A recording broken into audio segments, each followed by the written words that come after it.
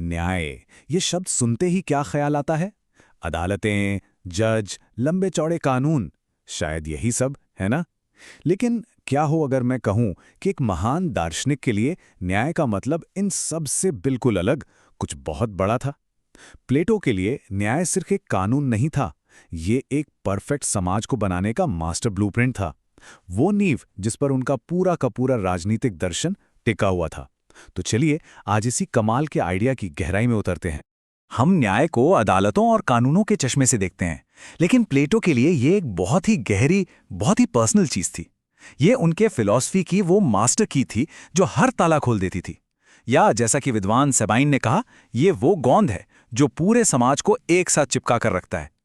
जरा सोचिए, एक ऐसी अनदेखी ताकत जो हर चीज को अपनी सही जगह पर बिल्कुल संतुलन में रखती है। देखिए, प्लेटो कोई हवाई बातें नहीं कर रहे थे।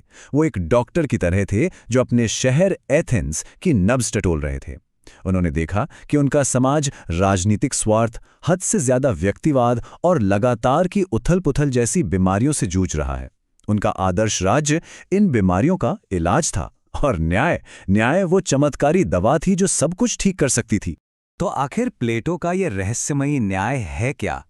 इसे समझने का सबसे अच्छा तरीका ये है कि हम पहले ये समझें कि ये क्या नहीं है। सच तो ये है कि हमारे आज के न्याय के विचार और प्लेटो के विचार में जमीन आसमान का फर्क है। ये एक बहुत बड़ी गलतफहमी है जो शायद सदियों के अनुवाद में कहीं खो गई है।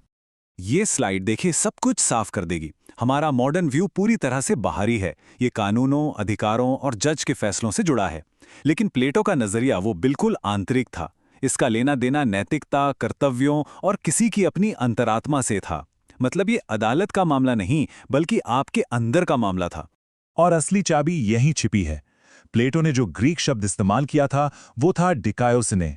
हम आज इसका अनुवाद जस्टिस या न्याय कर देते हैं, पर इसका असली मतलब नैतिकता या सही आचरण के कहीं ज्यादा करीब है। ये कानून की मोटी मोटी किताबों के बारे में नहीं है। जैसा कि एक स्कॉलर ने कहा, ये अच्छा करने की इच्छा है। ये सिर्फ नियमों को मानना नहीं है, ये एक अच्छा इंसान होना है। ठीक है, तो अब जब हमने इस गलतफहमी को दूर कर लिया है, तो चलिए प्लेटो के न्याय की इमारत को ईंट दर ईंट बनाना शुरू करते हैं। और हर बड़ी इमारत की तरह इसकी शुरुआत भी एक मजबूत नींव से होती है, और ये नींव कहीं और नहीं बल्कि एक इंसान की आत्मा के अंदर है। प्लेटो के लिए न्याय कोई एक गुण नहीं था, बल्कि ये सभी गुणों का जोड़ था।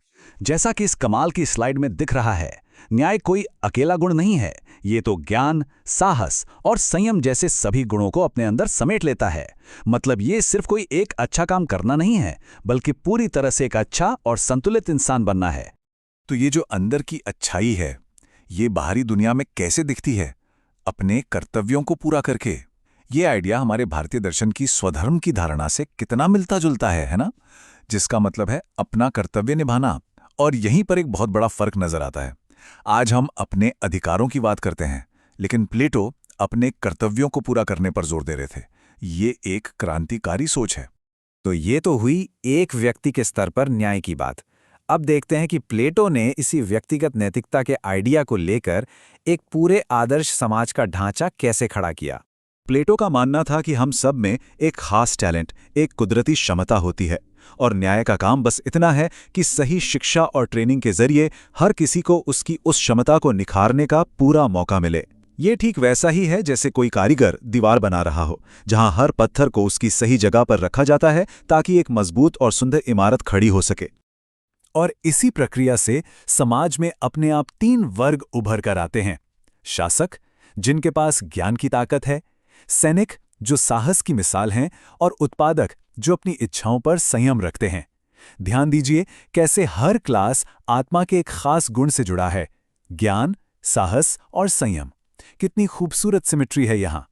और यहीं पर आकर सारी कड़ियां जुड़ जाती हैं।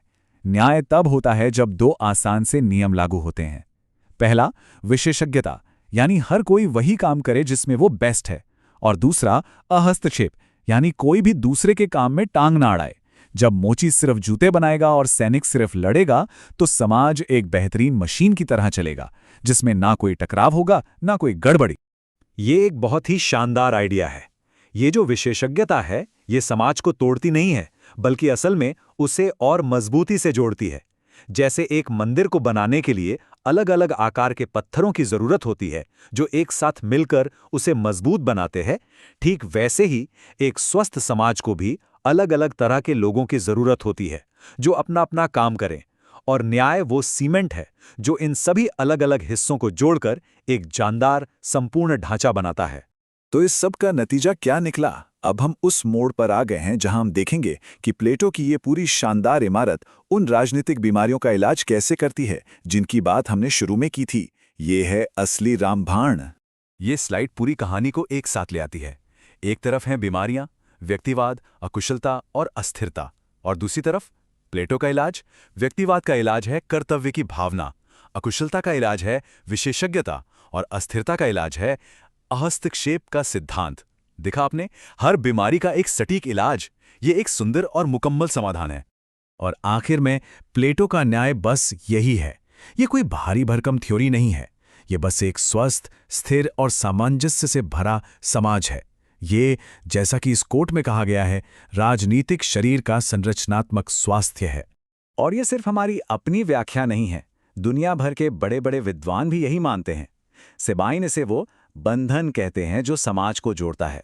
बार्कर कहते हैं कि ये कानूनी नहीं बल्कि नैतिक है। एबेंस्टीन इसे आदर्श राज्य की जड़ कहते हैं। संदेश बिल्कुल साफ है। प्लेटो का न्याय एक गहरा नैतिक सिद्धांत था जो किसी भी समाज के दिल में बसता है।